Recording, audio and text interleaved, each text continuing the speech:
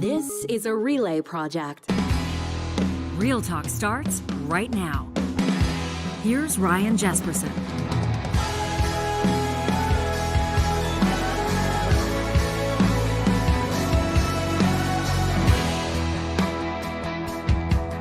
It's Wednesday, August 3rd. Thanks for joining us here on Real Talk. Ryan Jesperson, John Hicks. Wednesday is a big day for us. We get our workday started a little bit early. We check in with our friend Supriya Dwivedi in Toronto before we do Real Talk live at 8:30 Mountain, 10:30 Eastern, and we bang out Seriously. Yeah. Our new podcast project. We've just released episode 3. It comes at you every Wednesday. Thanks to everybody that subscribes wherever you get your podcasts. You can watch it. You can subscribe on YouTube as well. And we appreciate those of you that take the time to check it out at seriouslypod.com. This week, we talk about the healthcare crisis across the country. We take a look at the final federal conservative leadership debate. That goes tonight. We're expecting to talk to Jean Charest tomorrow. The story seems to be more about who's not showing up tonight, Pierre Poilievre and Dr. Leslyn Lewis, versus who is showing up. So it'll be interesting to see how that plays out.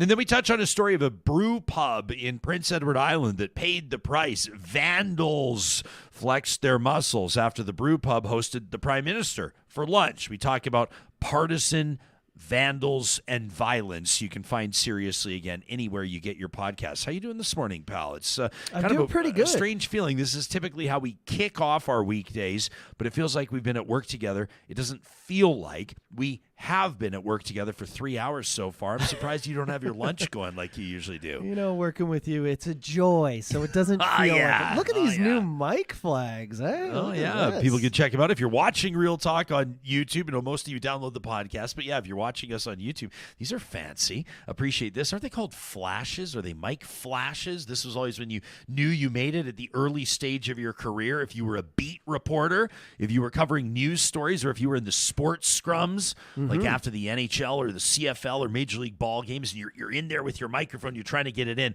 and you always wanted to get your mic flash in front of the competing cameras. So you had a nice billboard of your station being broadcast on their station whenever they played the interviews. That was always the little win. Sometimes it's the little wins. We're going to be talking to podcasting phenom Wyatt Sharpe in just a few seconds. You probably remember he joined us on the show, I don't know, maybe half a year ago or something like that. The guy's like 13, unless he's had a birthday. We'll ask him since, but like just in the midst of kind of that stage in your life where maybe you start to kind of sort of think about what maybe you might want to do at some point with your life. This guy is putting out shows just like Real Talk. I mean, he's put 3, 4, sometimes 5 shows a week talking to some of the biggest players in federal politics. He's talked to basically half the premiers in Canada. And, of course, he's had international guests as well. Wyatt Sharpe really doing a remarkable job. His political commentary, I don't know how you say this to him in a way that doesn't come across as a little bit patting him on the head. But I don't want it to come across that way. But the guy's like bang on. Like he thinks... You'll see it. I'll let the interview speak for itself. He's going to join us in about 5 minutes. He speaks like he's in his mid-30s, and he's barely a teenager. So Wyatt Sharpe will join us, and then coming up in about a half hour from now, we'll talk to Christy Clark, the former Premier of BC. Want to get her take on some of the stories that are in the news right now, including the Conservative leadership debate. I want to talk to her about Enbridge's investment in BC's long-delayed LNG pipeline project. You remember that? The terminal, this is supposed to be $120, $130 billion legacy project for, at that time, Premier Christy Clark. It's been delayed for years. We'll get her take on that. Plus, Alberta-BC relations. You remember that? Back in the day when it was, Christy Clark, Alison Redford, that era of Western Canadian provincial politics. BC and Alberta at odds, really, as both premiers were looking to get the best deals that they could. The point of contention at that point was Alberta trying to get its crude to Tidewater, Alberta trying to get crude out of the province and across BC to those shipping terminals. I wonder if she would assess the current state of politics between Alberta and BC or any of the other provinces as any different these days. We'll talk to Christy Clark about a whole bunch of stuff. I got a whole bunch of questions, including the relatively polarized nature of politics across the country right now. Does she see that changing at all? I'm looking forward to that conversation. Plus, we have some of your emails printed off. talk@ryanjesperson.com is where you can get us. We've got a great message from Elske, who wants to chime in on our conversation, our Friday roundtable, the Real Talk roundtable, just this past Friday, on the future of conservative politics in Canada. Specifically, our guests invoking the word woke. It resonated with Johnny after you remember after the roundtable, we had a little back and forth about it, and many of you were in touch in the comments, those of you that were watching the show live on YouTube, and of course, those of you that were using the hashtag RealTalkRJ after the fact. So I love Elske's email. We're going to get to that. She doesn't love it, by the way. And then Ron and Grant have both chimed in to talk about healthcare. This is a story that's impacting Canadians, the healthcare story, and we get into it on Seriously. I encourage you to download the podcast, but it's almost like the dire warnings from entire associations or unions or groups of nurses or doctors or healthcare providers hasn't necessarily resonated with Canadians as strongly as the anecdotal evidence that the primary care system's in trouble. And one of those bits, I think, of anecdotal evidence, this was a small advertisement that was taken out in a newspaper. You know, the Victoria, the Times Colonist. It's been the big paper out on Canada's westernmost coast, or technically, let's say, on Vancouver Island. The Victoria paper, this ad that ran has grabbed a lot of people's attention, and for good reason. Taken out by a senior citizen, and she's looking for health care for her husband. Nothing, well, I shouldn't say nothing major. We don't know what the prescription is. I take that comment back. But she's not looking for a cardiovascular surgeon. She's not looking for a neurosurgeon. She's looking for a licensed doctor to renew her 82-year-old husband's prescriptions. She took out an ad in the newspaper.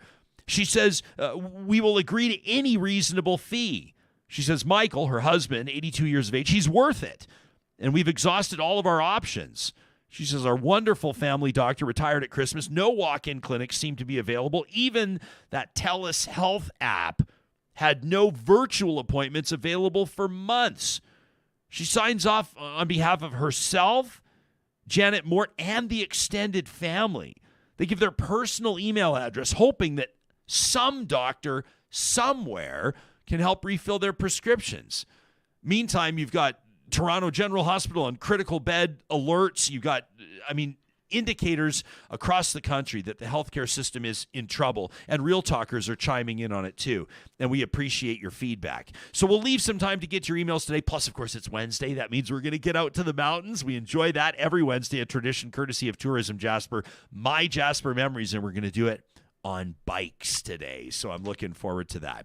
Before we do, we want to remind you how proud we are to partner with sponsors like Sherwood and St. Albert Dodge. It's the time of year where a lot of families are looking to upgrade their rides because if you're like my neighbor Chad, who just picked up the new Ram 1500 I was telling you about, they need something to pull their trailer. Or if you're like a lot of other folks across the country right now, staring down $1.80 a liter gas or $2 a liter gas or whatever they're paying in Vancouver right now, closer to $2.50 if you can believe it, you might be looking at downsize to get into something more fuel efficient, maybe even something electric.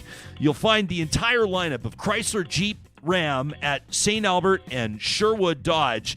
You can link to them under the sponsors tab on our website. Look for them directly or go shop them in person. Let them know that you're there because of Real Talk. Our friends at Grand Dog Essentials Quality Raw Food want to remind you that they've got an Instagram account at Grand Dog Essentials with a ton of valuable information, like maybe why your dog's bowl isn't working for them.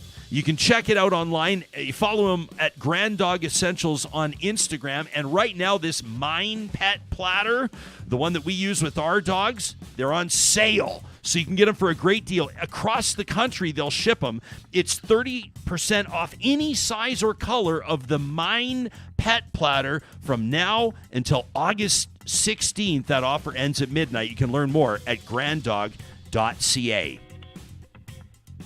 Our leadoff guest this morning is already a veteran of the podcasting business. He is a veteran political commentator, but he's just barely a teenager. Wyatt Sharpe has interviewed Stephen Del Luca, Andrea Horvath, and Mike Schreiner during the Ontario election. He sat down one-on-one with Canada's Prime Minister Justin Trudeau. He's spoken to MPs in Ukraine, Finland's former Prime Minister, and he's been featured as a correspondent on Rogers TV, CTV Toronto, CP24, Sirius XM Radio, and other prominent stations. He joined us when he first launched his show, and now it's a pleasure to check back in with Wyatt Sharpe, host of the Wyatt Sharpe Show. Pal, how you doing? You're on the move. You're in the vehicle right now. Where are you headed? Headed to Toronto and kind of the midst of traffic right now, but great to chat with you again. It's great to see your face. Hey, help me clarify here. Are you still 13 or have you had a birthday since the last time we spoke? No, I'm still 13. You're still 13 years of age, and you've been hosting the Wyatt Sharpe Show for what now? I mean, you're at least at a year, aren't you? Yeah, about a year and a half since January 2021. Amazing stuff. You and I started right around the same time, and there's some distance between our years of birth, but we have a lot of common interests, and I have no doubt. I was trying to describe you to our audience about 5 minutes ago, and I said, I think I'll just let Wyatt speak for himself, and I think you'll do a pretty good job of that. But for those that didn't hear you during your inaugural appearance on this show, Wyatt, what makes you tick? How did you get into this? When did you first know that you wanted to host a show? And when did you really believe that not only could you make it happen, but it was time to make it happen? I think it was kind of a combination of different factors, seeing how, the various issues of, that were having an impact on everyday folks, on everyday people, were continuously having a bigger and bigger impact. Issues such as, COVID was, an issue that was very prevalent and a very major issue at, the time. And it's kind of a major point and a major kind of timestamp during my work and the work that I've done so far, but other issues as well that, people seem to care about. Obviously, one issue that seems to be quite relevant right now is affordability. So, just covering those issues that are important to people are definitely something that I find great interest in, and being able to speak to people on those important issues, definitely. There's a lot of benefit to it, not just for me as someone who's interested in it, but also people who watch it, I think, obviously benefit from it, getting insight and information from elected officials or journalists or experts on a certain issue, whatever their title is. Generally, again, just expertise on a certain issue is generally quite valuable. Yeah, it's interesting to watch your show. And I catch it on YouTube from time to time, and it's a show hosted by a teen, but it's not necessarily a show for teens. What do you know about your audience, and who do you tailor your show for? Everyone, honestly. I think it's kind of being able to cover various issues. Some issues impact everyone. Some issues impact younger people. Some issues impact elderly people. It's kind of just the benefit of doing it is it's able to appeal to people of all age demographics. And obviously, as I just mentioned, there are some issues that seem more relevant to certain age demographics. But at the same time, even if, say, an issue is only relevant to, say, the younger age demographic, people of older age demographics are still going to take interest in it. So, just covering issues, again, that everyone seems to take an interest in is one of the most valuable things about doing it. Just a short time ago, Wyatt, just a few days ago, you released an episode, Canada's Healthcare Crisis. How can it be addressed? I mentioned that on this week's edition of the Seriously podcast, Supriya Dwivedi and I led with this. It's arguably the top story in Canada right now, and it has a huge impact on people. So who did you talk to, and what's the impression you get on how the healthcare crisis in Canada can be addressed? Yeah, well, the issue that you mentioned specifically on Canada's healthcare crisis was filmed and recorded just after the Bowmanville Hospital, which is a relatively small town within Ontario, but they closed their intensive care unit temporarily, which was something that obviously had a great impact on the patients that were there. They then had to be shipped over to other hospitals, but at the same time, it was an issue that many people were watching on a day-to-day basis, following it by the hour, in the sense of, what were to say happen if, one of their loved ones had to go to the hospital, how that may impact the care that they receive. And so I talked to one of the vice presidents, the vice president that is responsible for the region that the Bowmanville Hospital is in. I talked to the NDP's healthcare crisis in that specific episode. But again, I've talked to lots of people on that crisis in particular through numerous shows. I've talked to the president of the Canadian Medical Association before. So lots of different people, again, that provide lots of impact, or lots of insight rather, on some of these important issues. What's it like for you to be conducting these interviews and asking these legitimate questions and releasing these episodes that are providing value to people 5 years before you can even consider the idea of 5 years before you can head to the ballot box, 5 years before you can vote? Here you are driving this conversation. What's that like, that position, being there? To be honest, I don't really think about it that much, because I just kind of think that when looking at my role, it doesn't really change. Like, my age doesn't really change anything when looking at the way that I conduct an interview. I ask relatively the same questions as, many other journalists would ask, with, some exceptions, obviously. But I think, again, it's just not really thinking about my age, but at the same time realizing that, a lot of people take interest in my show. And again, I don't really think that has a lot to do with my age. I think it's just based on what people tell me, because they've been able to get insight on various issues through my show. Yeah, you've participated in scrums, and you've been down in the press gallery at Queen's Park, and you're no stranger to all of that. It can be intimidating for someone that's gone through journalism school, somebody that's in the first 10 years of their career, depending on the size of the scrum and the magnitude of the interview. It can take some people literally months to get their first question in. That's just a fact. The dynamics of a media scrum are very electric, aren't they? How do you get treated in there? Everyone's been super welcoming. I mean, when I went to Queen's Park in March, for example, that was just before the Ontario election campaign. I haven't had much of a chance to go back yet, just because the legislature is not sitting. But when I did go in March, again, just before the election, I got to ask a question to Mike Schreiner, the leader of the Green Party of Ontario, in a press scrum. And it was, again, everyone asked questions, and I got to ask a question that was just standing there as he was, standing in front of the microphone, taking questions on basically the news of the day, as kind of the purpose behind press scrums is to answer questions on the news of the day. So I asked him a question relating to an issue that was prevalent and relevant that day, and he answered. And it was definitely great. And again, everyone's been super welcoming with some of these experiences that I've had, and in this case, again, with the example at Queen's Park in the media scrums. I'm going to be talking to Christy Clark after I chat with you, Wyatt, and one of the things I want to ask her about is the polarized nature of politics these days, and that whole idea that people aren't really meeting in the middle anymore, or at least it seems like most people aren't. And one of the fears that I have is that people are losing the ability to entertain ideas that are different from theirs, or even that directly challenge their ideas or their preconceived notions. I've noticed that your guest list on your show, you'll talk to politicians of all stripes. You cover the spectrum relatively equally. I mean, obviously, sometimes the dynamics of who holds office means that you're going to talk to people that lean a little bit more a certain way, depending on the dynamic of where the electorate's going across the country from time to time. But how does that resonate with you? The idea that society and certainly politics is more polarized now than it has been in past. And how does that inform how you host your show?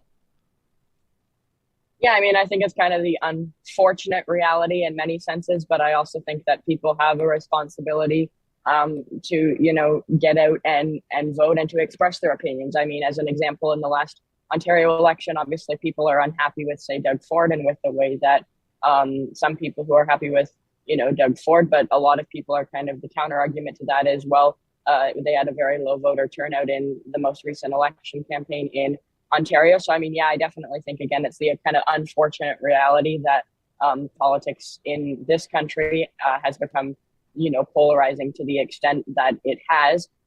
But I mean, at the same time, I think even me, through conducting my interviews on my show and through speaking to various people, I mean, the politicians themselves, yeah, they disagree on numerous issues, but they're still able to work collaboratively in some senses and bipartisanly, obviously not to the extent that some people may like or may want. But I mean, I definitely think, again, it's unfortunate the extent that, politics has become so polarizing, but I still think that there is that opportunity to kind of turn it around and to actually have, fair debate on issues and to actually have debate where you do listen to each other's perspectives and to each other's ideas.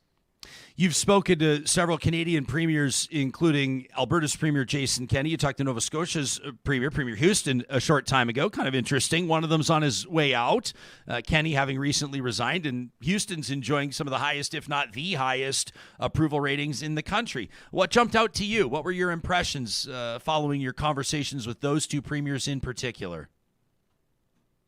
Well, I mean, I guess I'll start out with Jason Kenney. I mean, I spoke to him at the end of 2021 in kind of a year-end interview with the Alberta Premier. So he was going over some of the various things that him and his UCP government had done over 2021, obviously highlighting the COVID-19 pandemic. I mean, I didn't necessarily think at the time he would necessarily think that this is coming. And at the time, he had really no idea that he was going to be have to resign after a UCP, or not have to, but want to resign after a UCP leadership review. And then for Premier Houston, I mean, as you mentioned, he has one of the highest approval ratings of any Canadian premier. I mean, he's relatively well liked. I mean, when I spoke to Premier Houston, he was, again, obviously, like the majority of my guests, very uplifting, very nice to speak to. And I found that, again, with Premier Kenney as well, and with Premier Houston. You have a potential career in politics, do you think, Wyatt? Or do you think being on this side of the microphone, the one that you and I spend so much time on, is that where you feel your calling is? Is it too early to say? I mean, I think it might be early to say, but I also think through like my show and through talking to different people and just conducting my interviews that I definitely have more of an interest in kind of the conducting of the interviews, asking the questions of the elected officials. And again, I think there's a lot of benefit in getting the answers to, questions that have an impact on people's lives and questions that people care about. Yeah, understanding what makes people tick is a fascinating line of work to be in. One of the really cool things about what you're doing is, you think back to the sort of like college radio or like pirate radio days or whatever, the people, you hear these stories of the great interviewers of all time that as teens or even kids would conduct fake interviews or do fake radio shows in their house, and they'd record it on their tape player, and they would one day dream of working for a big broadcast corporation.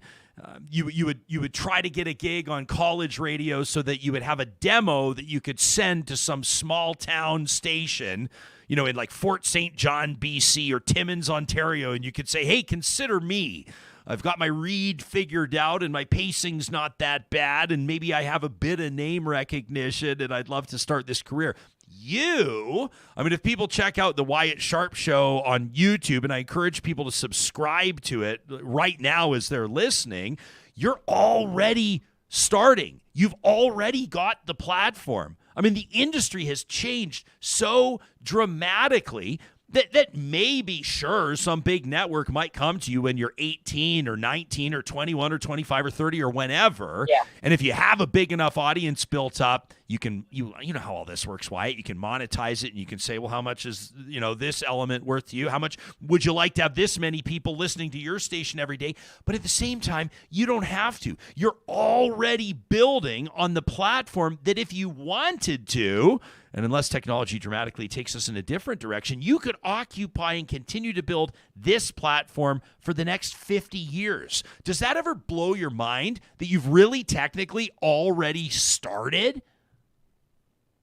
I definitely think that, the way technology has kind of transformed the way that people go about their everyday lives has obviously had an impact on politics and news too. And in many cases, it may be a negative thing, but, the people having such an easy ability to spread hate. But at the same time, with my show in particular and other people's shows, I definitely think that, it's an amazing thing being able to spread positivity, in my case, in the sense of interviewing people that in many cases are uplifting interviews, in many cases are interviews that actually are on topics that people care about. And in many cases are on topics that at the time are issues that are quite relevant in kind of the everyday news cycle. I've got some interesting comments, and I want to read what some of the folks that are watching us live right now on YouTube are contributing to the conversation. I like this one from Rob, and it resonates with me. Rob says, I don't see why we have to bother referring to someone like Wyatt as a kid. Like, he's a person, right? Rob says, as an instructor, I level off with my students, and I refer to them as people, which makes my sessions go a lot better. Why? You know what? Honestly, when I'm talking to you, and this is not just today, every time that we've spoken, I talk to you in the exact same, and it's not intentional. It's just the way it is. It's the way that you strike me. It's the way that you roll, as we say. I talk to you in the exact same way that I talk to my 40-year-old friends, that I talk to my 70-year-old parents. Do you know what I mean?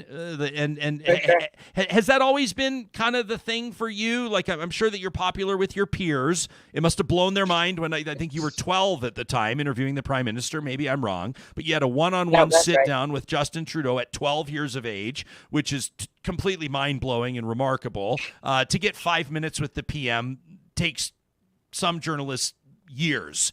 Quite frankly, there's a lot that happens behind the scenes. Has it always been like this? Do you think, have you always sort of thought ahead in the sense that maybe it makes it even difficult to relate to your peer group? I mean, I don't think any of them necessarily take the same interest as I do. They take interest in, say, sports, which, I mean, to a certain extent I do too. I played baseball this summer and hockey in previous years as well. But I think that, you know, I obviously have different interests than some of them, but it doesn't necessarily change the way that I go about kind of talking to them or relating to them. I mean, they might have a hard time relating to me and to some of the stuff that I do through my show and stuff. But I definitely think that they've still been, you know, super supportive and super, in some cases, interested. We've watched some of my interviews in my last year's class when I interviewed the PM or when I interviewed the Premier of Ontario the year before in 2021 as well. So, I definitely think that, as I said, it's been great and they really have shown support. Donna says, Wyatt, you are doing a great thing here. She wonders if you get insults from adults that might not agree with you. Do you have your own trolls? I mean, occasionally, like any other journalist would. I mean, I definitely find that there's some sense. The other day I had someone on Twitter talking about how 13-year-olds shouldn't be working in media. So, I mean, definitely to a certain extent, but not necessarily, I would say, to the extent that any other journalist would or beyond what any other journalist would. And I mean, generally, you're doing something right when you get people like that commenting on some of your stuff. You got it all figured out. I like that, like any other journalist would. Wyatt, you're killing it. Keep it up. I'm so glad that we had a chance to check in before you go double duty as host of the Wyatt Sharpe Show and then back to school again in the fall. Wishing you a wonderful rest of your summer and keep in touch. I have plans. I don't know about you, Wyatt, but I have plans for the two of us to check in with one another for the next half century or so. I hope I'll be around for it. Absolutely. Thanks so much, Ryan. It was great chatting with you again. Right, buddy, you got it. That's Wyatt Sharpe. He's host of the Wyatt Sharpe Show. You can subscribe to that on YouTube, and you can follow him on Twitter. Of course, we share with you the handles of all of our Twitter guests every morning from our official account at Real Talk RJ. You can follow Real Talk on Twitter, Instagram, and TikTok. Ooh. Yeah, pal, no big deal. All the kids are doing it. Real Talk is on TikTok. We thought after the fact that maybe we should have named our account Real Talk, like Real TOK. But that would have been awesome. Yeah, it would have been good. But we wanted to have the uniform handle Real Talk RJ, so there you Keep have it professional. Yeah. Speaking of professional, what a kid.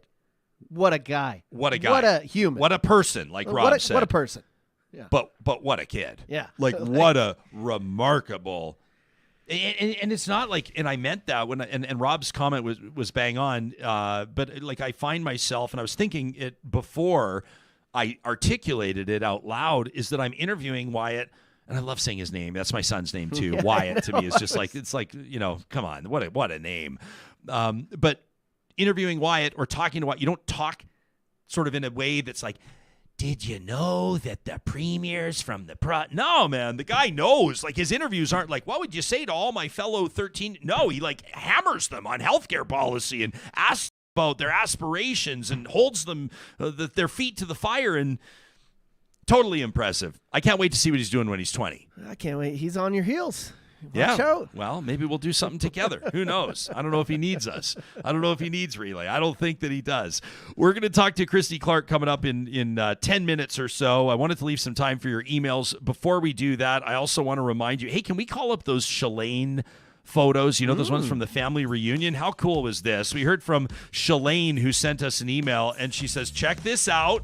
She says, I thought you might be interested in seeing this. Friesen Brothers catered our annual family reunion just this past weekend. This was just a few days ago. She sent these to us yesterday. She says the highlight, or one of them, was the meal catered by Friesen Brothers. She says, and of course, for good measure, I was rocking my Real Talk snapback cap. Atta girl, Shalane, that made our day to see it. She picked up her snapback cap under the merch link on our website. Had to it, obviously. She says, but when I rocked that cap, it actually led to a discussion by a group of us. We realized around the family reunion dinner table that there are many Real Talk fans in the Matson family.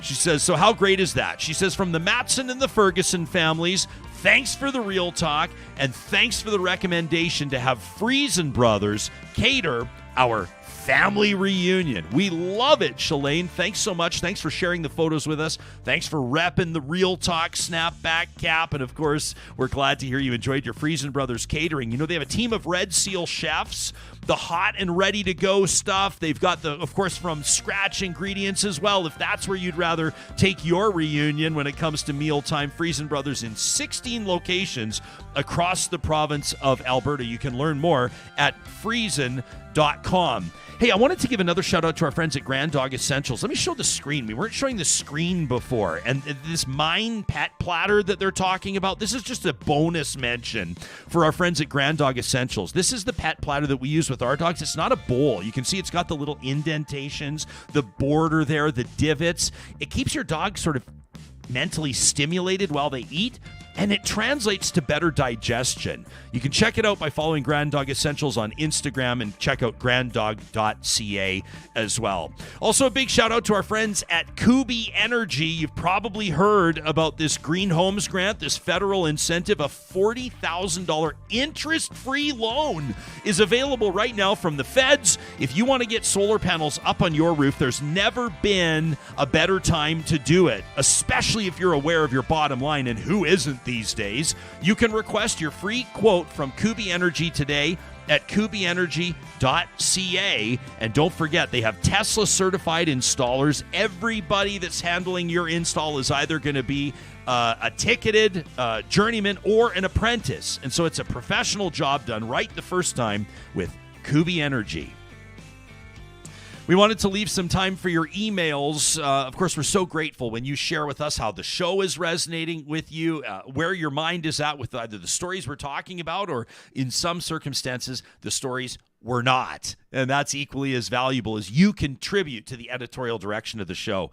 Elske sent us an email following our conversation on July 29th. That was Friday, our Real Talk Roundtable, with 3 of the participants in this upcoming Center Ice Conservative Conference. It's in Edmonton. It's on August 11th. I'm participating in it as a moderator, and Christy Clark is as well. She'll be joining us in a few minutes. Elske checked out the roundtable. We sure appreciate it. Says, I've been listening to that episode, the discussion with the Center Ice Conservatives, and I want to request, with all future political guests on Real Talk, when they use loaded terms, in this case, wokeism or identity politics, please ask them to define them. The reason I ask is because living in Alberta, wokeism and identity politics are oftentimes used as boogeyman terms of the big bad left. I've repeatedly asked conservative voters who use those terms what they mean, and they can't seem to articulate. I'd like to see if the people that they're learning these phrases from are able to define them any better. The reason I ask is because Center Ice is making the claim that they're socially progressive. So where do they find a difference, or where would they draw the line between socially progressive and being woke? They use the term identity politics as something endemic in the NDP, and I'd like to know specifically what they mean by it, and why the conservative appeals to what you might call old stock Canadians, or the Quebecois idea of the pure lane. How do those not qualify as identity politics? I mean, of course they do. Elske says, in all kinds of media, it seems politicos use these and other dog whistles, but are rarely confronted by the question of what they actually mean when they use them. So it would be refreshing to have somebody ask. I don't know, maybe even a roundtable discussion with people from all over the political spectrum to discuss the meaning of these terms and others like them. That could be helpful for your audience. Elske says, I really do enjoy the show. Keep up the interesting subjects and guests. Amazing. I love it. And I love the idea of that roundtable. We could call it the I don't know what we'd call it. We won't have a real catchy name to it. But yeah, just hone in on the phrases people are invoking and get people to debate back and forth if they're fair. Well, first of all, what they mean. Second of all, if they're fair. And then we go from there. I love that. I love roundtables that don't have too much direction to them either. That's kind of the whole point, right? We all pour ourselves a coffee, or maybe if the timing is right, a cold one. I mean, it is like 11 a.m. in Ontario when we're doing it.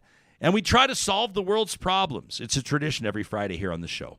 We also heard from Ron, who wrote in the subject line, Cancer Talk. And Ron said, Ryan and crew, I'm catching up on Real Talk episodes. Thanks very much, Ronnie. Says, I was listening to last week's episode where you and Charles Adler, this was last Monday, talked about Danielle Smith's comments about cancer, in particular the first 3 stages. Ron says, maybe it's because it's raw, but I found myself tearing up. Hell, I'm tearing up as I write this, thinking about my dad. He passed away of cancer back in March. Ultimately, he succumbed to metastatic prostate cancer. In other words, stage 4 metastasized prostate cancer. My dad was my best friend, the one I told everything to, the one who raised me by himself for most of my life. Ron says, my dad had surgery back in 2016. Back then, the doctors at University Hospital told him that if he had not gotten that surgery when he did, he would have been gone in 6 months. That surgery got him 6 more years.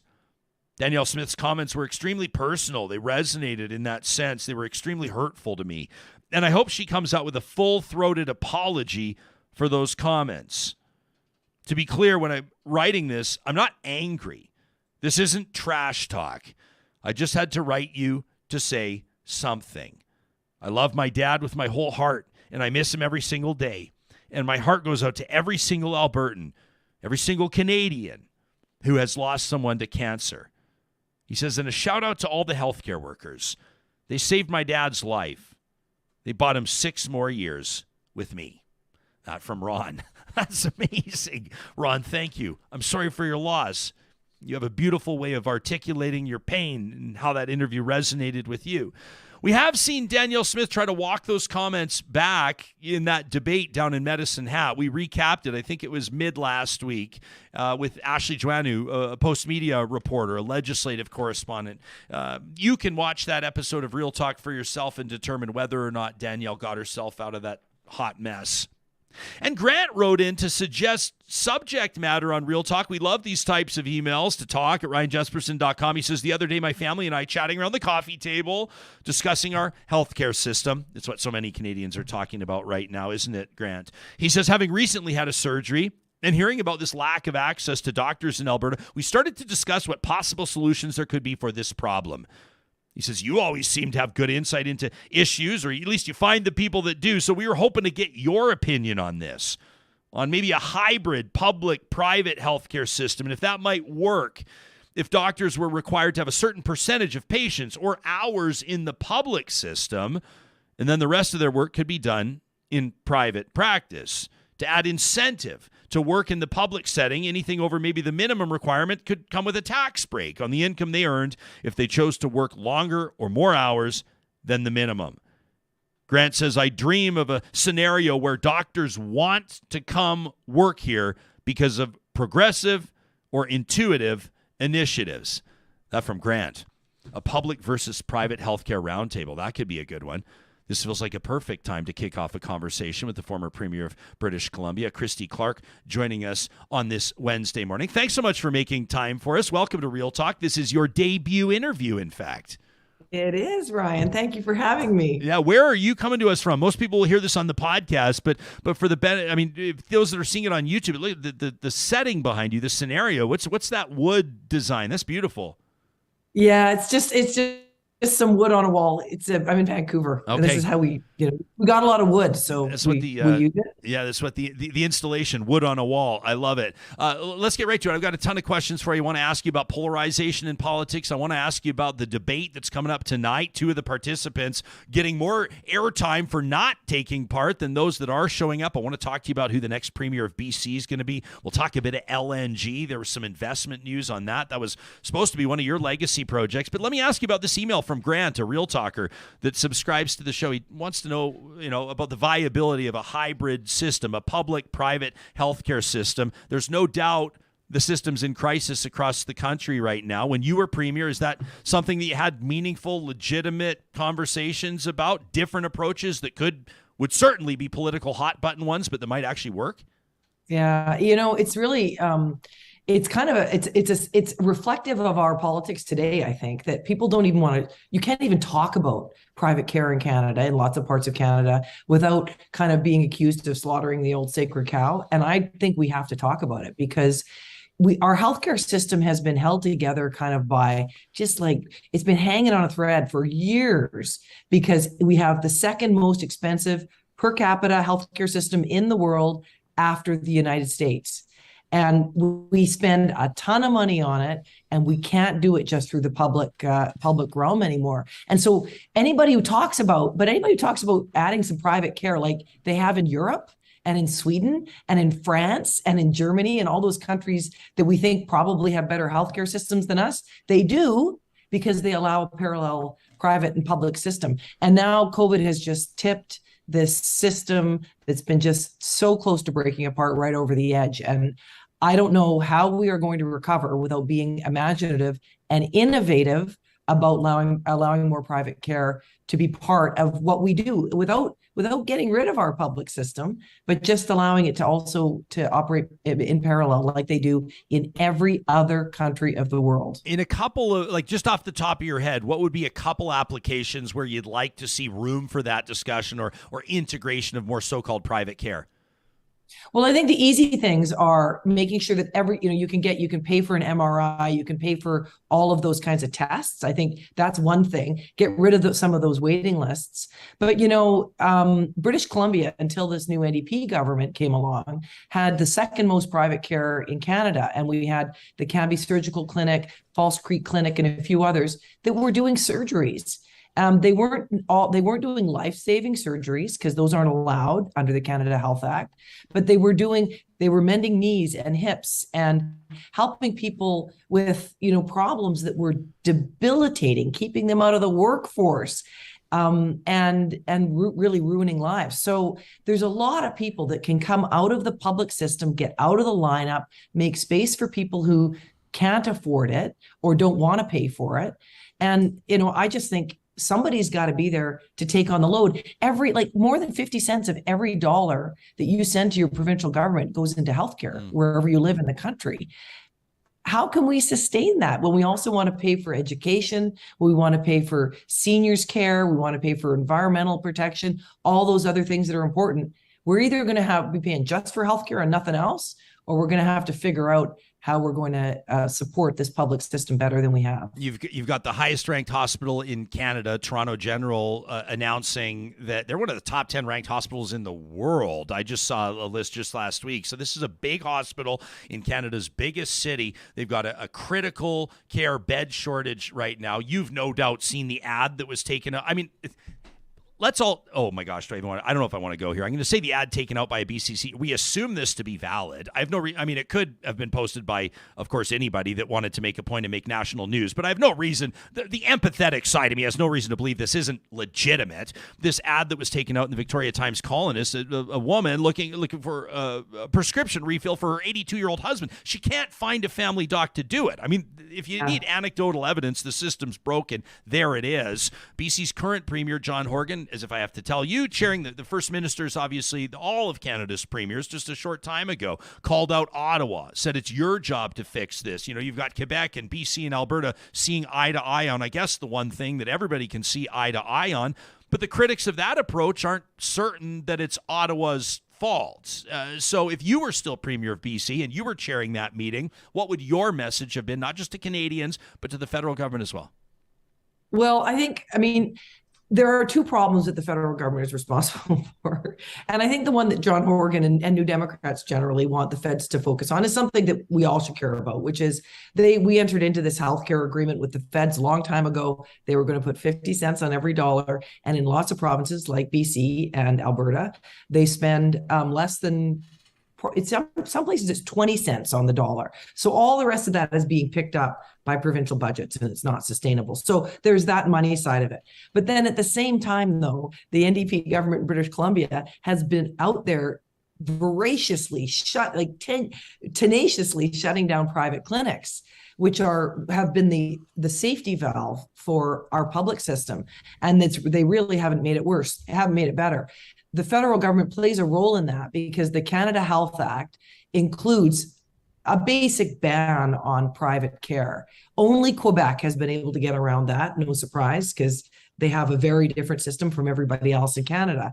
And, you know, if provinces were allowed the freedom to innovate in healthcare, to allow more private care into the system, then first of all, it would be way cheaper. And second, I think the competition would make the public school system or the public healthcare system better, because competition, I mean, there's nothing worse. The only thing worse than a monopoly is a government monopoly. And that's what we have in healthcare. I don't know if it was a Freudian slip, if that's the proper application of the phrase, but competition in education, that's another one a lot of people are talking about. I don't know how much attention you're paying to the United Conservative Party's leadership race, a leadership race to determine Alberta's next premier, but Danielle Smith, the perceived front runner, has talked quite a bit about different options in private education, including, I think, reaching out to homeschoolers and trying to find favor with them. Where do you think it is, whether it's healthcare, whether it's education or otherwise, across the country, there are, of course, very loud advocates, very passionate advocates for the public system. And a lot of Canada's history, I think, has been built on that and built on having a strong system. But like you alluded to earlier, whether we're talking about health, education, or otherwise, there doesn't seem to be a real public appetite or ability to meet in the middle and talk about these things, to debate these things. It seems like everybody has their flag planted on almost every issue. Do you think that's new, or do we just notice it more now? I think it's new and it's old, Ryan, so it's a terrible answer. Let me explain. I think that Canada has always been a really disunited country. I just don't think most people realize how close Canada always is to falling apart. We are way less united than Americans. We don't, they rally around their constitution. They argue about it passionately, but it binds them together. They had a civil war. They had all these events and massive events in their history that they can look to that kind of bind Americans. We have no such story in Canada and no such real document that binds us together. I mean, Quebec didn't even sign on to the Constitution when it was finally repatriated in Canada. So, I mean, so think about that. And now think about where we are today.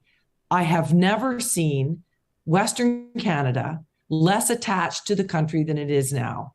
And you feel that in Alberta more than anywhere else. But, I think in Alberta, Saskatchewan, people are so angry at Ottawa and at Quebec. Quebec is so angry at the West. British Columbia, I just don't think really is attached at all to the rest of the country. And then you look at all the regions of Ontario, except for Toronto. I mean, really, if you boiled Canada down to the people who really thought about how we wanted to keep it all together, it would be people in Toronto. And you would find a lot less unanimity of opinion in the rest of the country. So we have a country that is held together by just threads. We have a prime minister who has been the divider in chief for all for 10 years now, talking about all the things that make us different, all the people who are on the inside and all the people who are on the outside. What is it that makes you a worthy Canadian, and what makes you count, and what makes your views acceptable and unacceptable? And that's, I think, taken a toll on this country. So, when we don't have someone in Ottawa who is talking about the things we hold in common as Canadians, and that is, I would argue, the principal job of any prime minister. Always talk about the things that bind us together so that you can hold the country strong. When you don't have that, we are really imperiled. And then the third thing is, we now are, in the sort of era of, I would argue, angry politics. I think we've stopped listening to each other on an individual level. And, we've got a problem with the divider in chief in Ottawa, but, we can't fix that if we don't talk to each other, because if we are always angry and yelling at each other, and rather than trying to talk to someone and find out what it is that shapes those beliefs that you passionately disagree with, then how do we build a democracy around that? If we don't talk to each other, then we elect politicians who don't talk to each other. And if we elect politicians who don't talk to each other, we don't have a democracy that works anymore. And I am really concerned about the future of this country. Yeah, and I share your concern. I want to circle back on a couple of things in just a second. I'm not sure that Quebec is mad at the West. Like you said, I just think Quebec doesn't really care about the West. And maybe there's a difference there. And I want to ask you in a second what you mean about BC. You're not sure it's even connected to the rest of the country. Where are BC residents, proud British Columbians, most different from the rest of Canada? But let's follow along these lines here. You talk to, you refer to the Prime Minister as the divider in chief. And there would be evidence from some people that may argue, the Trudeau supporters would say, well, he's siding with decency, and he's calling a spade when it comes to the Freedom Convoy. And what do you want him to do? Mince words about Confederate flags? But I do think it's fair to suggest or point out, like you have, that Justin Trudeau has had a divisive nature to his communication, because he's not been afraid to call things how he sees them. Same goes with Pierre Poilievre, who in my mind is going to run away, and I don't think I'm saying anything profound, with the Conservative leadership. And I don't think you can make the argument that he'd be any different. In fact, it might be even worse. And so is there any reason for hope in the future? I mean, who's the one that maybe can bring people together? I mean, is it Jagmeet Singh? Like, with all due respect to the federal NDP, he's not forming government. No offense to anybody that might vote orange. So are we just screwed? Well, I think what happens is, when you have a divider leading the country, what it does is it breeds more division. I mean, I would argue Justin Trudeau is more responsible for creating creating the opportunity for Pierre Poilievre than anybody else, because when you divide people, when you tell them that what they're saying is unacceptable, that you're not allowed into the halls of power, the corridors, but no one's going to talk to you, nobody's interested in what you have to say. Other people get angry. And, what we needed Trudeau to be doing was to try and bring us together and act. My approach to politics, Ryan, has always been, because I led a coalition party, I am pro-choice 100% down the road. And I really care about that as a feminist. But I had a lot of pro-life people in my cabinet and in my caucus. And I respected them, and they respected me, because I understood where they came to that opinion from. I didn't agree with it, but I didn't say it was unacceptable speech. Now, hate speech is unacceptable. No doubt about that. Swastikas, unacceptable. But, there are so many other issues in Canada where we really do profoundly disagree, but we have to be able to talk to each other. Societies that cease to be able to have civil discussion around really, really difficult ideas lose their democracies and watch it slip away, watch their societies decline very, very quickly. And so, yes, I think that Trudeau was the beginning, and I think that Poilievre, I agree with you. I think he's made it worse. So, I a long time ago, well, a few months ago, I said, I really hope Jean Charest gets into the race, because I worked with him. He was really smart. He led a coalition in Quebec. He understands how to talk to people who are difficult for him to agree with.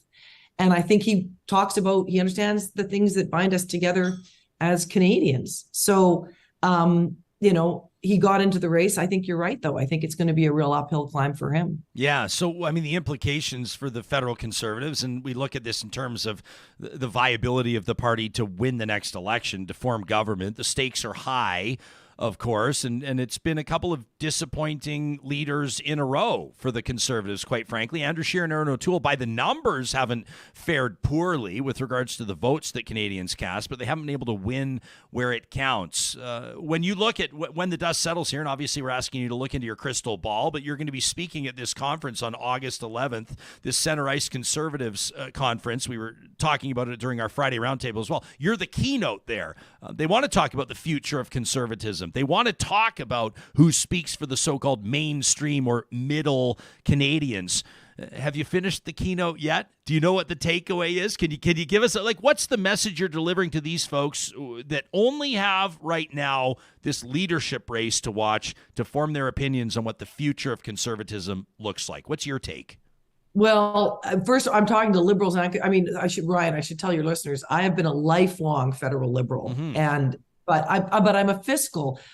I'm pretty clearly a fiscal conservative. We ran we had the slowest growth in government of any government in Canada. We had the lowest taxes in Canada. We had the best job creation record in Canada. So, having said that, though, I would say to conservatives and liberals, think about who you are, the people who are in charge of deciding who gets a chance to be prime minister. That is a hugely important responsibility and duty to your fellow Canadians.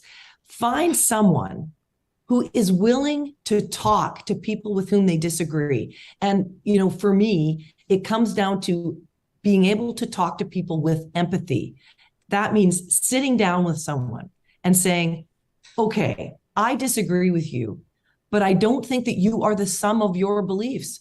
I don't hate you because I disagree with you. I don't refuse to talk to you because I disagree with you. The only way we're going to keep Canada together, Ryan, is if we make sure we can still talk to each other and overcome what seem like insurmountable hurdles of difference of opinion between us, because we are all Canadians, we are all human beings, and everybody has come to their opinion from somewhere. Their life has shaped them. Their ideas have shaped them. Their education has shaped them. Their family has shaped them. Their experiences, understand that. Their faith has shaped them. Understand that. And then have a conversation as two human beings. And then I think if we act with empathy and understanding toward one another, and we don't reduce people to just being their beliefs, we can come together again as a country. And I think we can save, I think, what has really become a democracy that's in peril. I had a really powerful conversation with an executive leadership coach off the air. And she talked about the trend of how we dehumanize people. And there's evidence of it everywhere.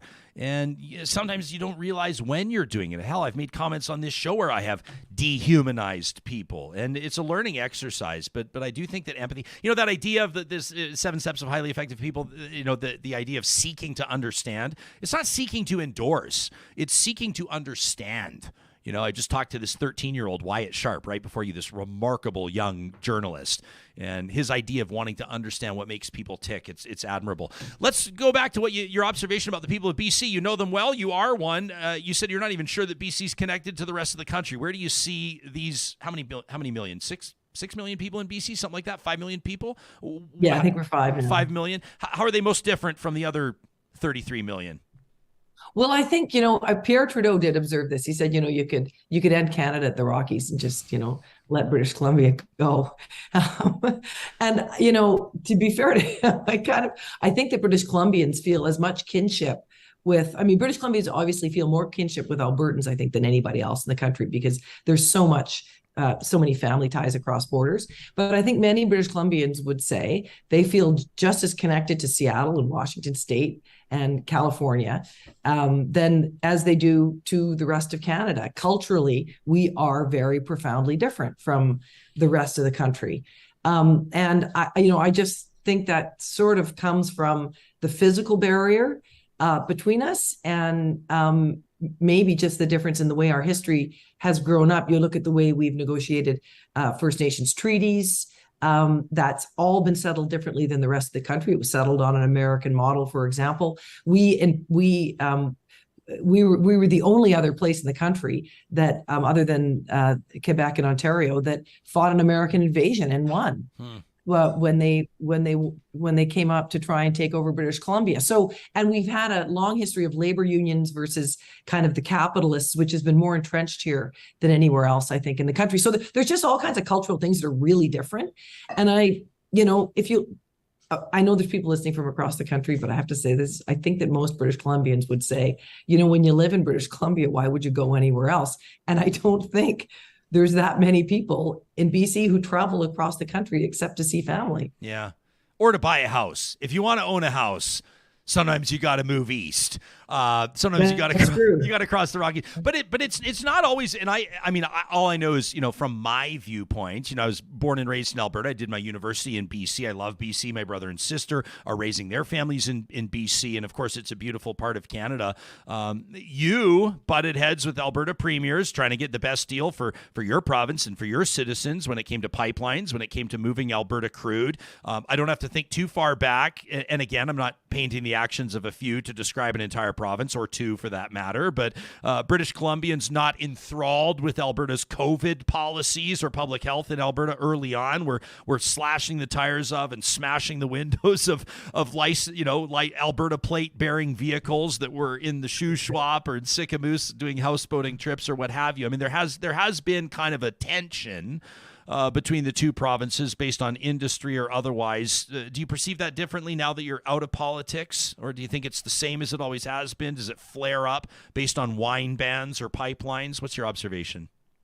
Yeah, I think it does flare up a little bit sometimes. I mean, I think with the COVID stuff was, in my perception of it anyway, was that people we weren't supposed to be traveling between provinces, and people, and British Columbians were really very, British Columbians have very high uptake on the vaccine. So I think, lots of people here were kind of just more wanted tighter COVID policies, and they wanted people to observe them. I think that was more what it was. But on the pipeline stuff, I was trying to figure out how to get the pipeline to go across British Columbia. And I knew that because some of the oil producers in Alberta didn't really have a good grasp of how to talk to British Columbians about it, because BCers spend a lot of time outside and a lot of time in the environment, and people are really concerned about protecting our oceans. So we came up with the 5 conditions, which I thought was a way that we could ensure that British Columbians had confidence that this was going to be safely done for the Gateway Pipeline. And ultimately it didn't get there, but we did land the biggest private sector investment in Canadian history. We got the first LNG plant up and under construction now. They are getting that pipeline through slowly but surely. We did all that work. And I think that could lay the groundwork for a pipeline route across northern British Columbia. Once we've established those long-term partnerships with First Nations in British Columbia, and people really start to see the benefits of it. So I don't think all that is dead. And the beginning of that work got done. It didn't get done as quickly as it needed to, though. And it's too bad, because we need to be shipping our oil to the world today and our natural gas to the world today, so that countries can depend on a democratic country with high environmental standards, where workers go to get well paid, go home safe every day, and don't have to depend on the autocracies and the countries around the world that frankly just don't give a damn about looking after the environment or the people that they serve. Yeah, I mean, that's the whole ethical oil premise, like Ezra Levant's whole thing, that you want to buy from Canada. I'm just not sure that anybody actually, quite frankly, gives a shit about that, like including Irving Oil in Eastern Canada that imports all of it. So I mean, these are corporate decisions. These are profit-driven decisions too. I mean, of course, the public, I guess, can vote with their wallets to a certain degree. Let me ask you, generally speaking, we'll sort of piggyback off this report in the Globe and Mail from a few days ago. Enbridge will acquire about a 30% stake in the Woodfire LNG terminal in BC. Obviously, this project has taken longer than anybody than many people anticipated, probably including you. We've seen some politicians, mostly conservatives, muse that you could never build a railway across the country these days. It's sort of a comment or an observation that has a lot of subtext to it, and they've certainly insisted that they don't believe. And Alberta's premier has said this, that he's not sure you could build a pipeline across Canada anymore either. Do you think you could? I mean, with proper consultation with Indigenous, even co-ownership or investment, with all of the boxes ticked, do you think you could still build pipelines in Canada? Well, we do. I mean, we're doing it. And that was, I went out, I spent 5 years doing this, 6 years doing this, Ryan. We went out and we signed 60 agreements with First Nations across the north, and we are getting that pipeline built. And, people will be aware of the issue with the Wet'suwet'en in northern British Columbia, but that is going to happen, and it's underway right now. How do you think it's going to happen? What has to change? It doesn't look like it's going to happen. Like it's a contentious part of the province right now, that Wet'suwet'en blockade. Yes. What do you think has to change, or what do you think is going to change? You say it's going to happen. How? Well, the issue for them is a really unusual one. We made agreements with all of the elected councils up there, 5 of them. And, they get turned over every 3 years. And then every single one of them reaffirmed their support for the pipeline. So it was really well established that this was going to happen in that region. And then some folks who said that they were elected chiefs, some of whom actually were, hereditary chiefs, and some who others would argue were not, I came up and decided that they were going to try and stop it. So it's a very small group of people up there that is trying to stop the pipeline. But, it's one of those, the pipeline's going to take a while to get built. There's lots more other parts of it that also need to we have time to get that resolved. And I believe it will get resolved because the other First Nations along the line want it. And so does that community they want the jobs. They want the economic benefits. And Ryan, the reason I became so passionate about natural resources and LNG in particular is because I care about Indigenous reconciliation. And, governments love to do all of their apologies and all of their commissions, and it plays a role, but it is nothing compared to what we need to do to try and address poverty. First Nations have terrible addiction rates, suicide rates, child protection rates, health outcomes, not because they don't have enough apologies. They have terrible outcomes because they live in poverty. And the only solution to poverty is wealth. So it's resource development, it's pipelines, it's all of that opportunity, giving First Nations a cut of the benefit from the resources that's on their traditional territories. That's what's going to solve the problem ultimately. That's the most important piece of Indigenous reconciliation. And from a government perspective, so the taxes don't go to making government bigger. Some of it goes to First Nations instead. Guess what they're going to do with it? They're going to spend it in their communities. They're going to spend it on their families. They're going to buy a car. They're going to buy a fridge. They're going to buy their kids blankets and send them to hockey school. They're going to do all the things that parents do with money. And that money will stay in our economy. It will be part of a big project of reconciliation, which we must do. And it will improve outcomes for that, growing percentage of the population that has continued to suffer from colonialism. I don't see any downside to doing that. I think it's exactly what Canadians should be proud of doing. Let me ask you this in closing. There's no way I can have you on the show and not ask you about the race to become BC's next premier. The Daily Hive declared it about a month ago. Attorney General David Eby is unofficially BC's next premier. There's not exactly a dogfight to replace John Horgan. The list is a short one. And then, of course, you have your former deputy premier, Kevin Falcon, who wants to win government back for the BC Liberals. What do you make of John Horgan's successor, the implications, the strength, the trends? What do they say about the BC NDP, the BC Liberals, and otherwise? What are you doing watching from the sidelines? What's occurring to you?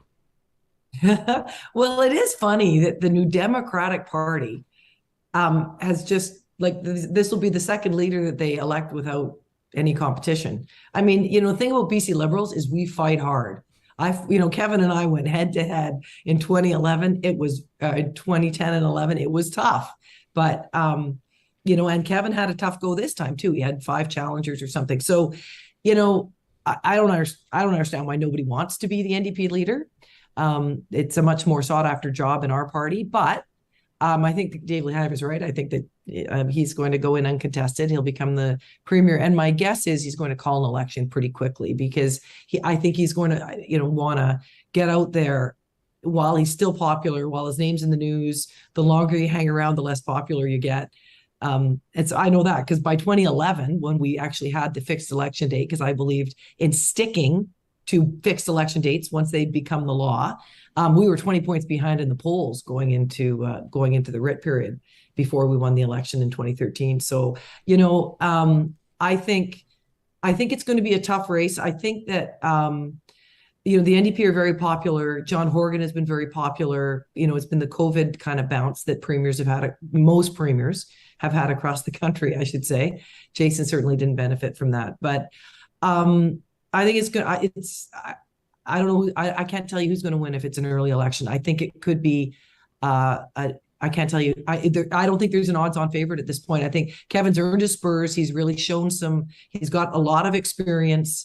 But David Eby is new and fresh for lots of people, and the NDP are very popular. So hard to say what people are going to go for: experience and kind of that long-term wisdom, and a government that's going to be fiscally conservative in a recession, or are they going to go for a government that's popular at the moment with a new guy at the helm? We'll see. You mentioned Jason Kenney. That's a hell of a thing, hey? Like, it looks like the race to replace him. I hate to say it, the party's going to emerge weaker, regardless of the outcome. Well, Ryan, I just want to say this because I know you have a lot of listeners in Alberta. Just honestly, get it together. Elect somebody who is electable, because otherwise you're going to end up with Rachel Notley as the premier again. That is the alternative. If you look at the polls in Alberta, there were a lot of people who support the New Democrats. This isn't the old one-party state of Alberta that Ralph Klein and all those guys had the good fortune to govern. The UCP has to elect someone who is electable, someone who isn't crazy, someone who's going to be middle of the road, someone who's going to do the things that we were just talking about, who's going to be able to talk to people with whom they disagree with empathy, who's going to be able to sit down around a table and have civil conversations with a wide array and diversity of people, who's going to listen. And, I thought Jason did a great job as premier. I remember I came out on Twitter that night when he resigned and said that I thought he'd been great. He'd done a great job in the country and for his province. And I don't think I've gotten more insults on my Twitter feed than from any. And I think it just tells you Alberta is too divided at the moment, and you need a leader who's going to bring people together. Is there one that jumps out at you?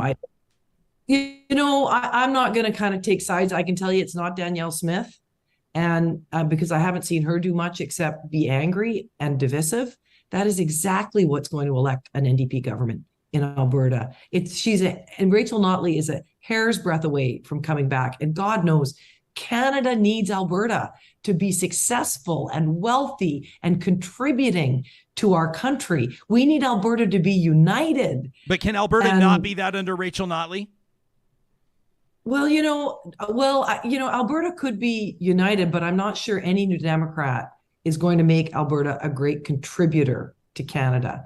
Economic growth really depends on having leaders who understand that the economy is based in the private sector, not a growing government sector, that less regulation rather than more is good for growth, that low taxes are good for growth, investing in infrastructure like roads and railways and education in order to make sure that your population is trained. I mean, all of those kind of thoughtful things that are, it's pretty basic understanding of the economy. But New Democrats generally think if you grow government, if you grow regulation, if you grow the cost of government, that you're going to have a better province. And there isn't any evidence in any country of the world, in the developed world, where that has turned out to be the case. Freer economies, a bigger private sector, a smaller government, private sector wages that keep up with the public sector, all of those things, low debt, All of those things mean that people can have more take-home income, more spending money, and that's how economies grow. And New Democrats just don't get that. Christy Clark will deliver the keynote at the first annual Let's Grow Canada conference. It goes August 11th in our home city of Edmonton. You can learn more about it at centericeconservatives.ca. Thanks for doing the show. It's been a pleasure to chat. It was so great, Ryan. I really appreciate you having me. Yeah, you bet. We want to continue to have these conversations. And Real Talkers, we want to know how you feel about what you've just heard. We covered a ton of ground, and I left about 1 million questions on the table. But for new listeners potentially in BC, those of you that are joining us from Quebec, were you fairly characterized? What about those of you in Ontario? How are you perceiving, or what are you thinking of as you watch Alberta's UCP leadership race? The potential of a new Premier Danielle Smith, or Premier Brian Jean, or Premier Leela Ahir, or Premier Travis Taves, and the list goes on. Rajan Sani, and of course Rebecca Schultz, and others. Who am I forgetting? Todd Lowen. Respect to Todd Lowen as well, who wants to be Premier. Well, I don't know, respect to Todd Lowen, but I'm not supporting or endorsing Todd Lowen. Leela Ahir represented herself well in the show yesterday, after taking a bull by the horns and telling us, living to tell about it, living to talk about it on Real Talk. I think she resonated with people. She's relatable. She's not the front runner in fundraising or in buzz or earned media, as they call it. I feel like you said, like, you could bump into her at a scrum or whatever, and it'd be a normal conversation. Just have a normal chat. There wouldn't be like this veil or window in front of you. Yeah. Like, put it this way, when we had our new baby 2 months ago, yesterday, Leela reached out privately and just said, like, hey, congratulations and much love to Carrie, and how's Wyatt doing as the big brother and all this, and I wasn't like, bullshit. You know, when you hear from some politicians, you're like, come on, man. What do you want? You don't care. What do you want? You just kind of don't get that sense with her. But, I'm not endorsing a candidate for United Conservative Leader, but I was impressed with Leela. She's a vegetarian. That's all. I'm naturally drawn to her. Yeah. Hey, we talk news, politics, and pop culture here on the show, and I want to talk pop culture with you. I want to pick your brain on a story that just gives me the heebie-jeebies in just a second. I think I know what you're talking about. Yeah, you know Dane Cook. But before we do, let me remind you, also happening on August 11th, not just that political conference, but it is Miracle Treat Day, and our friends at the Dairy Queens of Northwest Edmonton and Sherwood Park, that's Palisades, Nemeo, Newcastle, Westmount, and Baseline Road, want to remind you how important this fundraiser is for the Stollery Children's Hospital Foundation. Blizzards sold means money raised for the Stollery Children's Hospital, so circle Thursday, August 11th on your calendar. Now, what sets our Dairy Queens apart, they donate all their Blizzard sales, John. There's no technicality. It's not the proceeds from or the profits from. Dairy Queen eats the loss. They don't call it a loss. Those are my words. Ill chosen. They eat the price of that Blizzard. And so if your Blizzard is like $4 or $6, or if you're like me and you get the mega-sized one, every single cent goes to the Stollery Children's Hospital Foundation. They go above and beyond at the Dairy Queens of Northwest Edmonton and Sherwood Park, and they take pre-orders as well. So if you want to get Blizzards for like your entire team at work or all the kids at the summer camp or whatever, you can pre-order. You can just contact your Dairy Queen in Northwest Edmonton or Sherwood Park for all those details. The Blizzard of the month, by the way, Coffee Crisp. Yeah, that's the Blizzard of the month right now. It's a perfect time for you to check out Athabasca University. That's Canada's online university. If this feels like the year for you to take a step forward, or maybe a step in a new direction, maybe you have newfound optimism around a career opportunity, or maybe, quite frankly, you're just sick of what you're doing and you need a change, you don't need to wait till fall to visit athabascau.ca. You learn at your own pace. The online programs and courses offer flexibility. That's why tens of thousands of Canadians every year enroll at Athabasca University. Park Power powers our hashtag every day at Real Talk RJ, and we want to remind you that they are in the business of putting cash in your pocket. That's right. In a number of contexts, Park Power is saving you money. If you bundle services, electricity, natural gas, and internet, you're going to save on admin costs. If you have solar panels on your roof, they're going to buy back your excess energy at a better rate than the big guys. Plus, when you sign up, use the promo code 2022-RealTalk to knock $70 off your first bill from Park Power. Well, you saw Page 6 reporting this. Comedian Dane Cook. I love, by the way, Page 6, their bio on social media says if you don't want to wind up on Page 6, don't do it. Which is a great bio. Dane Cook, 50 years of age, engaged to his longtime love. They say longtime love, Kelsi Taylor, who's 23. Yeah. Now, Dane Cook let everybody know that after 5 years of dating, after 5 years of being in love, he was proud to pop the question. People are doing the math. They're going, well, she was 18 at the time. He's divulged that they met when she was 13, but says the 50-year-old comedian, we waited till she was 18 till we started dating. Questionable. And I'm of the mind that, I like, have questions. You know, age is just a number, but usually, like, you know, the line is like you can date someone half your age if they're over 18. I thought it was right? half your age plus 7. You can't be 30 and date a 15-year-old. Half your age plus 7, yeah. No, you can't do like, half. So I'm thinking 23. I'm like, oh, if only she was 25, you know? Because I remember me when I was 23, like I still kind of am, but I was an idiot. Like she's gonna, you know what I mean? She's gonna wake up one day, and I'm sure there's relationships out there that have worked like this, but she's gonna wake up one day when he's, 65 and she's 40 and be like, maybe this wasn't the best decision. Well, she has granted a couple interviews where she said the one thing that we have to talk about is that when, and I mean, you never know what happens in life, but she says when we die, there will be some distance between it. There will be some distance between Well, yeah, when she'll have we a die. second life. Yeah, she'll have a second life with He's literally got a millions of second dollars. life, right? Like, yeah. Yeah, So. I don't know. I just saw it's one of those things where and I went in this deep dive yesterday and I started to read the comments on the Page 6 tweet and I started to read what people were saying online. Not good. Not good. I mean, it's a tough look. And a lot of people sort of push back and say that there's gendered or patriarchal implications to this. But people started to bring grooming. Yeah. People started to bring other celebrity names into the mix. And I started to learn things. Well, I was learning things about people outside of, let's say, for example, the sports arena that I had no idea about. Like Karl Malone was one example, the Utah Jazz great, arguably the greatest NBA power forward of all time. Yeah. Although is LeBron James a power? No, he's like a big guard, isn't he? I digress.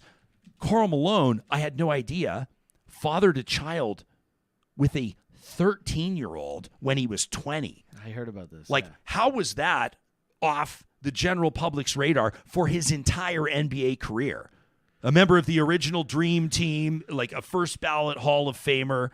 Now I think the third all-time NBA all-time scoring, right? I think it's like Kareem, LeBron, and then Karl Malone, I think. I mean, it just blew my mind. And I don't know how stuff like that isn't more in front of the general public. Don't you think people would care if they knew? How many people do you think would have been wearing Karl Malone jerseys in the stands if they would have known that? Or maybe they would have.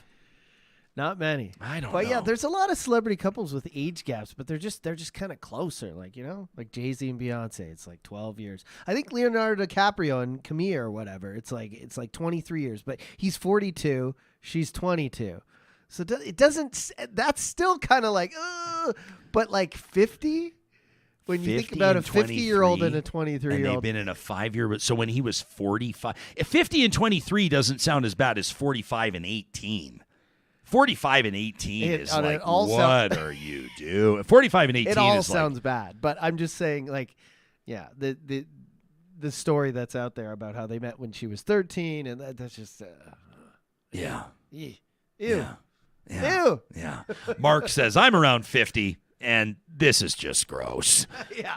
Luke agrees the formula is typically half plus 7. Like, I think it's half your age plus 7. The plus 7 is key. How do you not how do you hang out with her and not think of her as a kid? You know what I mean? Well, maybe he You know what I does. mean? Like, Maybe that's the whole 23, point. Maybe like, that's it's the not- root of the problem. That's what I'm saying. Yeah. All right. I'd say you can let us know what you think about this, but I don't know. Maybe someone, we'll probably hear from somebody that's in a marriage with someone that's 30 years their senior or 30 years their junior, and they can shed some light on where they find the common ground. Well, Tracy just said here, having worked in rural Alberta, I see many wealthy farmers, many young ladies in their 20s with 40-plus years difference. Wealthy farmers Or marrying in their young 40s, ladies. sorry, not Really? 40-plus years. Really? Yeah. Okay. That wasn't on my radar. Yeah. I'm trying to decide which advertiser wants to go first after the Dane Cook love story. Can we have a break here? Can I we think talk it's about Local something else? Environmental Services, sponsors of Trash Talk. Every Friday, emails to talk@ryanjesperson.com. Keep it local. Some people say it's only garbage if it stinks, like this Dane Cook story.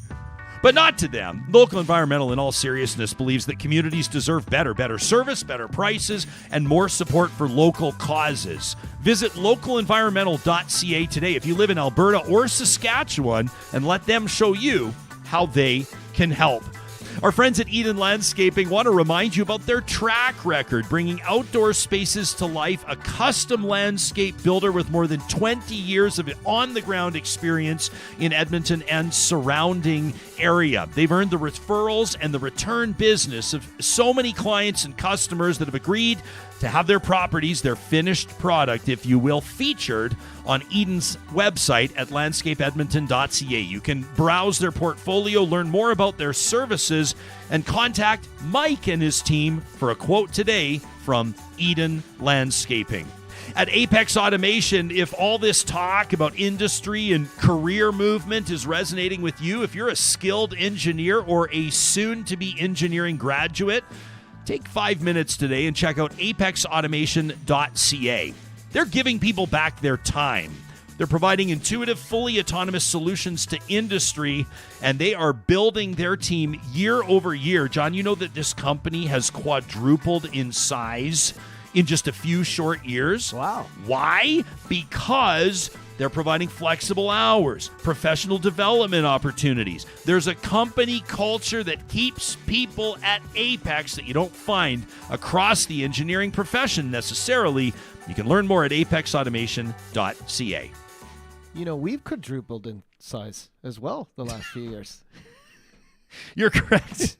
You're bang on about that, as a matter of fact. 3 shows. Yeah, this is this growth is we're buckled in. We're buckled up. We got the Hedge Pod. It's, you people can check out the hedgepod.com. You're talking sports, including fantasy and betting, every single weekday. We've New got episode. Seriously every Wednesday. New episode today. Produced by you, just doing a killer job, a bang-up job. I live here. I got an apartment in the back here. Yeah. I was wondering what that was. I was wondering what that Just was. a cot and a coffee machine. We're happy to have you, pal. Eating Sapporo It's free Ichiban rent, noodles so. 5 times a week and just giving your all. You can learn more about our shows at relaydigital.ca. Every Wednesday, our friends at Tourism Jasper give us a chance to fill our lungs with fresh air, at least metaphorically speaking. A lot of us do it by tapping into our memories, our MyJasper Memories. And today, we want to let you know about a new opportunity to experience Jasper in a way that you may not have previously. It's the Bites on Bikes, particularly the Bites on e-bikes tour. Yeah, that's right. There's a new tour in town. It includes biking, delicious food, and lots of mountain views. This is the Jasper Food Tours, Bites on e-bikes, a 4-hour tour packed with delicious restaurant stops, e-biking through some of the most beautiful areas of the country, and interpretive touring at some of Jasper's most iconic locations.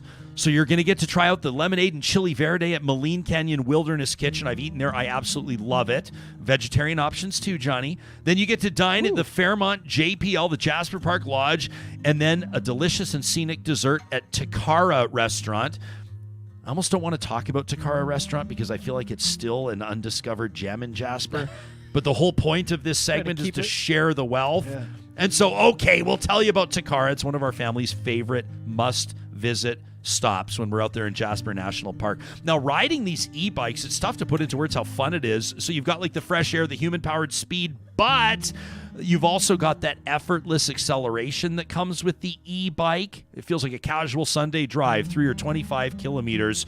Estelle Blanchette leads these Jasper Food Tours. She's known for all the best spots. She gets those Instagrammable shots, Johnny. Yeah, it is an adjective, Instagrammable. She's going to make sure that your photos are unbelievable. They operate Tuesday through Sunday from 2 to 6 p.m. all summer long. You can check out jasperfoodtours.com to book today. In other news, now that it's August, you can soak up the last month of summer with a getaway to Jasper, where you'll find many more opportunities, adventures like canoeing, hiking, wildlife watching, and more. You can check out more at jasper.travel/Real Talk. And don't forget to share your photos, your videos with us on Instagram, on Twitter, by hashtagging MyJasper and Real Talk RJ. Your memories could be featured on a Wednesday right here on Real Talk. So the final Conservative leadership debate goes tonight, minus a couple of prominent individuals. Dr. Leslyn Lewis and Pierre Poilievre will not be there. Jean Charest will, and we expect that we'll speak with him tomorrow to recap this. Of course, we're also going to follow up on the other stories of the day that we're covering. But again, we invite you. This is our call to action to let us know what's resonating with you. What's your family talking about around the dinner table, your friends around the coffee bar, or around those campfire conversations that have, of course, such a wonderful time of summer. Talk at ryanjesperson.com is where you can send us an email. We'll see you again Thursday.